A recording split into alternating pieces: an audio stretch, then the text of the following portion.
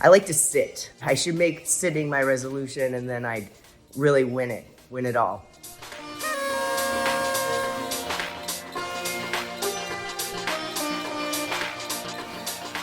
Sure, but I'm very kind to myself in how, I actually follow them. So I'll say, let's cut sugar. And then we'll just nibble a little sugar around January 2nd.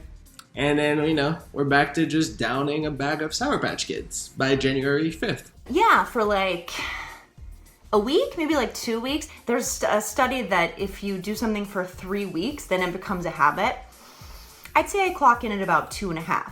I make them every year, and I try to follow them. However, I always make it to like February 28th, and then it's over.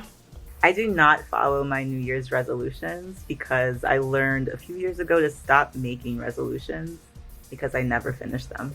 My New Year's resolution is usually to not have a resolution, so in that respect, it is very easy to follow.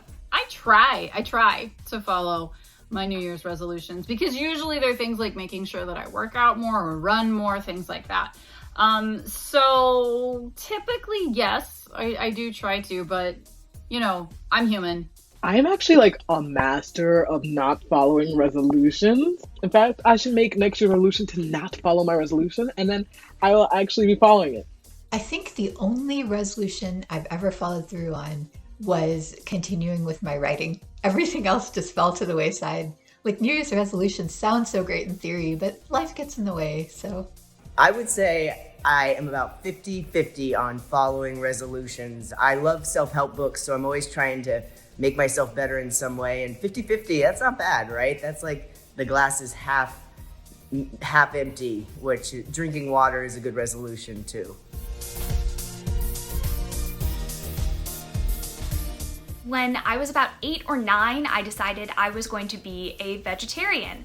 I think I had watched some totally traumatizing documentary on like Animal Planet or something, but I was not going to eat meat. The next Sunday, my mom made our traditional Sunday morning breakfast of pancakes and bacon.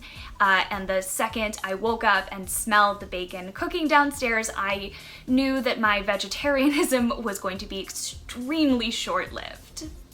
I definitely give up. I abandon any resolution that's physical related. Running a couple times a week never happens. 100 push-ups a day can turn into 10 and then none. I like to sit. I should make sitting my resolution, and then I'd really win it all. Exercising every day. I'm still trying to find a way into that. That's fun for me, so I think it's going to be more along the lines of taking lots of walks and dance. I made the decision that I was going to end a relationship. And I made that decision at the New Year's Eve party. And I was like, I'm doing it tomorrow. I can't do it before midnight, but I'm doing it tomorrow. And then we continued to date until July. I'm gonna go for 10. No, that's too few. 50? That's too many. 27. I want to read at least 12 books this year.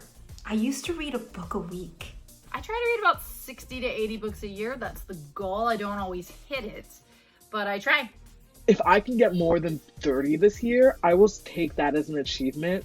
I want to read 125 books this year. That was actually on my challenge in Goodreads, and then that didn't happen, but there's so much good stuff coming out that I'm really excited about. Like, it's just amazing what my fellow authors are writing. I'm so delighted, and I can't wait to dive in.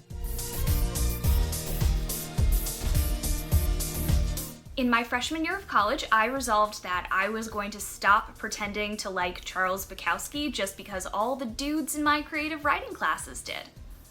I did keep that one.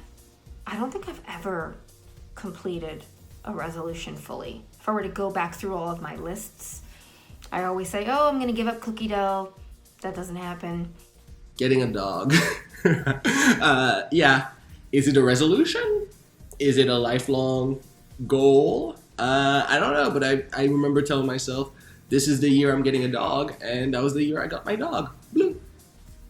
I do not think I've ever actually completed a resolution. That's sad. I've never completed a resolution. So, no more resolutions for me.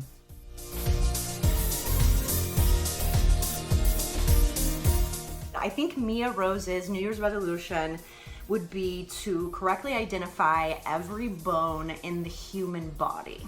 I think she would keep that resolution, but then hopefully she would come to a deeper understanding by book 3 that anatomy is not everything and that true knowledge comes from the head and the heart of Thorns. In the case of Henry Haltiwanger, his New Year's resolution would be to make even more money the following year. I think he'd be like, oh, I have 20 clients. I'm going to expand my dog walking business to 30 clients next year. I think he's really pragmatic about setting goals, mostly so he can have like something to tell his parents that he's looking forward to. I think he knows that they enjoy seeing that drive from him. I think they each would have a very extensive New Year's Eve ritual, and they would have resolutions. And because all 3 of them are sort of super obsessive, I feel like ballet brings that out of you. You better believe that they'd stick to them. Let's see, what would Sheethal's New Year's resolution be? I think it would be to finally find a way to show what she can do in regard to music and song and playing her instruments, but in a way that didn't tip people off to the fact that, you know, she's a star. I think the characters from Stay Gold, Pony, and Georgia, they'd be getting ready for college, so they would be thinking a lot about that. But I'm sure they'd have some kind of competition, like to see who could not eat sugar for the longest. And they both really love candy and cinnamon rolls. So I think Georgia would win it because she's stubborn, and Pony loves candy a lot. So there's that. Felix's New Year's resolution would probably be some self-love, some affirmations, some daily love affirmations. I do think that he would complete it because Ezra would force him to. So my main character's resolution for the initial insult, which we'll be releasing in February, would probably be not to kill anybody. But I can't tell you if she manages that or not. Malik, I feel like his resolution would be something like, I want to make like more friends, like something that's really kind of like actually really sad. Karina, the thing is about Karina does not believe in self-improvement for herself. So she'd be like, resolution? What is there to resolute about? I am amazing. And so she wouldn't make one.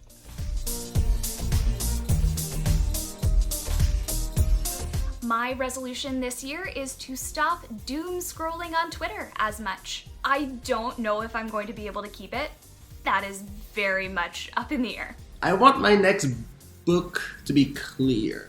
Right now it's a lot of outlining and pitch documents and trying to figure out like which of 2 stories I'm gonna try to move forward with to send to my agents and do all the publication stuff. But I want it to be super, super clear.